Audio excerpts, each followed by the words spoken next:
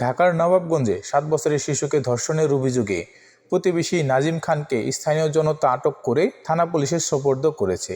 Police ও স্থানীয়রা জানান, মঙ্গলবার বিকেল 5টায় ওই শিশুকে একা বাসায় পেয়ে প্রতিবেশী সিএনজি চালক নাজিম খান মেয়েটিকে গোসলখানায় নিয়ে জোরপূর্বক ধর্ষণ করে পালিয়ে গেলে শিশুটি কান্না করে।